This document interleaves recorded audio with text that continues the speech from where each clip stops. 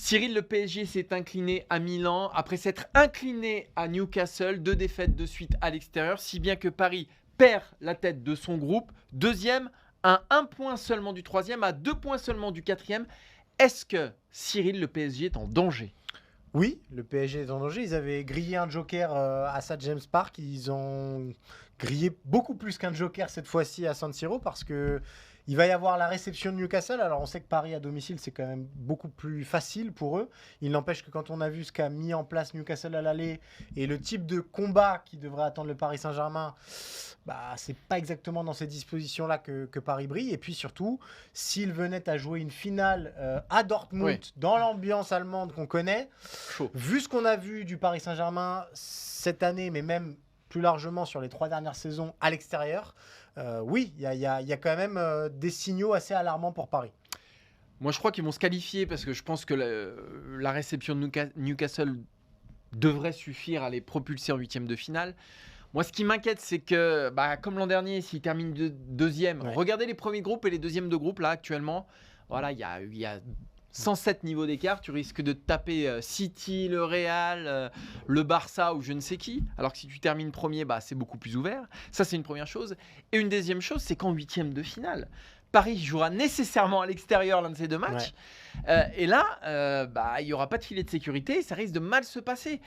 Cette équipe-là, dès qu'on met un tant soit peu d'intensité, dès qu'on rend le match un peu fou, dès qu'on sort Paris de sa routine, et c'est pas très compliqué de sortir Paris de sa routine, cette équipe déraille, alors pas complètement, mais en tout cas, elle perd pas mal de ses certitudes. On l'a vu à Newcastle, on l'a vu à Milan, face à 2 équipes qui, franchement, qui font pas rêver.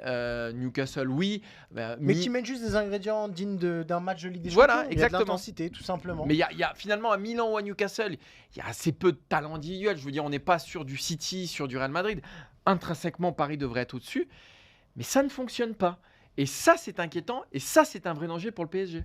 Ce qui est alarmant aussi, c'est qu'il y a 2 semaines, on disait que le plan de jeu des Milanais, c'était quand même très basique. C'était très basique. C'est donner le ballon, aller à haut et voir ce qui se passe.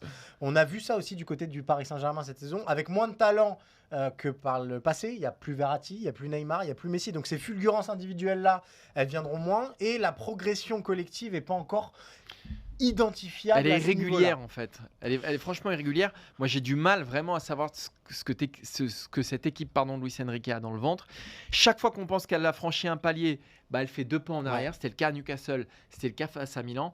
Je ne sais pas ce que vaut cette équipe du PSG et c'est peut-être là son plus gros problème. Martin, le Paris Saint-Germain s'est incliné ce mardi sur la pelouse de l'AC Milan, 2-1. Et on a eu des individualités encore en retrait, notamment une qui a hérité de la plus mauvaise note, puisque c'est toi qui as fait les notes, Martin, ce mardi. Randal Kolo Muani, combien tu lui as mis déjà ? Je lui ai mis 3, mais comme à Ugarte. Donc c'est les 2 moins bien notés de la part du Paris Saint-Germain. Mais c'est vrai que si on revient... En fait, Kolo Muani, le problème, c'est pas ce match. Le problème, c'est tous ces matchs, c'est sa saison, c'est ce qu'il propose en Ligue des Champions. Hormis le match aller face à l'AC Milan, même s'il avait pas été fantastique. Mais là, le problème, c'est qu'il a des ballons, il se les amène mal. Il n'a pas une occasion de but. Le mec est avant-centre du Paris Saint-Germain quand même. Donc il a Dembélé et Mbappé pour lui donner des ballons. Il peut avoir aussi Vitinha ou Zahir Emery. Il n'a pas une occasion de but. Je crois qu'au bout de 2 minutes, il se fait devancer déjà, alors qu'il y a un bon centre de Dembélé. Il n'est jamais dans le bon tempo. Et la seule fois où il propose des choses un peu intéressantes, c'est quand il va sur le côté droit. C'est ça qui est frappant. Donc en fait, je me pose vraiment des questions sur ce rôle d'avant-centre, mais ça date pas d'aujourd'hui. Mais là, c'est un vrai problème pour le Paris Saint-Germain. C'est-à-dire qu'ils n'ont pas de neuf capable de peser dans une défense. Moi, depuis le début de saison, je suis un fervent défenseur de Gonzalo Ramos, qui n'a pas montré beaucoup plus, mais qui me semble proposer des choses qui correspondent mieux à Dembélé et à Mbappé. Là, Kolo Muani, c'est timide. C'est plus que timide, c'est transparent, c'est emprunté, c'est des mauvais contrôles, c'est une mauvaise, même parfois, orientation du corps. Je sais qu'il doit porter le prix de son transfert, etc. Mais à un moment, il faut qu'il prouve qu'il a sa place à la pointe du Paris Saint-Germain. En fait, le charme s'est un peu rompu, mais même en équipe de France, finalement, autour de Randal Kolo Muani, c'était la très belle histoire. Il faisait des entrées pleines de... Non, mais attends, c'est la très belle histoire. Il fait une belle finale, il fait une belle demi-finale, mais c'est pas non plus... Kolo Muani, on a l'impression... Il y a eu une hype l'année dernière sur Kolo Muani. Il joue à Francfort, il met beaucoup de buts en Bundesliga, Oui. mais comme 8 milliards Mais il lui a d'attaquants manqué, français. il lui a manqué justement cette saison de confirmation. Voilà, tout est allé très vite, peut-être Ouais. trop vite pour lui. Il faut rappeler qu'il y a 2 ans, il était à Nantes et que c'était un très bon attaquant de Ligue 1. Il était Mais très bon à Nantes. on n'était pas encore à ces niveaux-là. Et pour l'instant, on ne reconnaît pas vraiment le même joueur qu'il y a à Francfort. Il y a aussi, tactiquement, et je suis d'accord avec toi, Oui, il y a on un- voit il y a un pas trop, souci. on voit pas Ouais. trop ce que veut en faire Luis Enrique. Mm.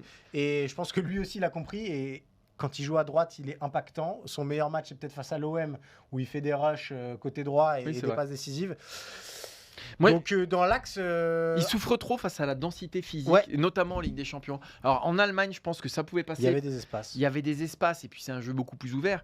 Quand c'est dense, quand on t'attend derrière, on voit qu'il a du mal à faire des différences, Randal Et Colomwani. puis c'est un joueur comme Mbappé, il a besoin de décrocher, toucher Oui. le ballon, faire des différences. Là, on lui demande d'être axial, c'est pas du tout son registre. Ouais. En tout cas, c'est pas là où il brille le plus. Donc, fatalement, je pense que et lui et Gonzalo Ramos, si d'aventure Marco Asensio venait intervenir en forme, il serait peut-être en danger parce que Asensio au moins apportera quelque chose à Luis Enrique que ces deux-là n'apportent pas. Ouais, mais après, est-ce qu'en huitième de finale de Ligue des Champions, Est-ce quand que tu c'est joueras, suffisant je ne Je sais sais pas, pas, j'ai City, pas le la Real réponse. ou le Bayern. Mais en tout cas, aucun des deux n'a marqué suffisamment de points pour écarter l'option Marco Asensio. Mais ces trois options paraissent aujourd'hui apporter trop peu de garanties pour un club comme le Paris Saint-Germain qui, quoi qu'il en dise, joue quand même le dernier carré de Ligue des Champions. Et aujourd'hui, ces avant-centres, et je prends les trois, même si Asensio on l'a vu 2 fois, donc ça compte moyennement, mais on va dire ces 2 attaquants, pour moi, sont trop légers pour ce poste-là et tout ce que ça réclame.